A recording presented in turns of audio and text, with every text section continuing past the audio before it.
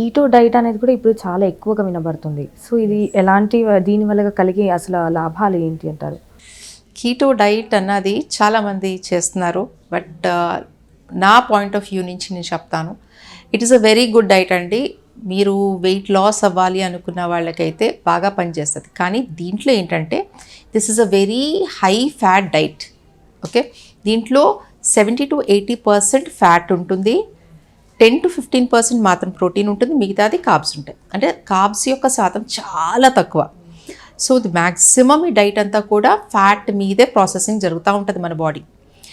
మన బాడీకి కావాల్సింది గ్లైకోజన్, అంటే ఎనర్జీ సప్లై చేసేది గ్లైకోజన్, అంటే గ్లూకోజ్ బ్లడ్లో ఉన్న గ్లైకోజన్ అన్నమాట. సో మన కార్బోహైడ్రేట్స్ తగ్గించినప్పుడు మనకి గ్లైకోజన్ లెవెల్స్ కూడా తగ్గిపోతాయి బాడీలో. వన్స్ మన గ్లైకోజన్ లెవెల్స్ తగ్గిపోయినాయి అంటే మన బాడీకి ఎనర్జీ సోర్స్ అన్నది ఉండదు, డిప్లీట్ అయిపోతుంది మొత్తం.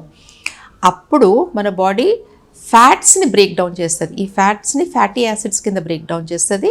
ఈ ఫ్యాటీ యాసిడ్స్ నుంచి కీటోన్ బాడీస్ అనేవి తయారవుతాయి. ఈ ketone bodies they become the substitute for glycogen అన్నమాట. అంటే ఎనర్జీని ఇవి మనకి ఇస్తాయి, బ్రెయిన్కి కానివ్వండి లేకపోతే మన బాడీకి కానివ్వండి. ఈ స్టేట్లోకి రావడానికి అట్లీస్ట్ ఒక మనిషికి 3 to 4 days to 3 weeks వరకు పడుతుంది. అంటే ఈ స్టేజ్ అంటే గ్లైకోజన్ మొత్తం అయిపోవాలి, ఈ కీటోజెనసిస్ స్టేజ్లోకి రావడానికి అట్లీస్ట్ 3 weeks టైం తీసుకుంటాం. అప్పటి నుంచి మీరు వెయిట్ లాస్ అన్నది చూడగలుగుతారు.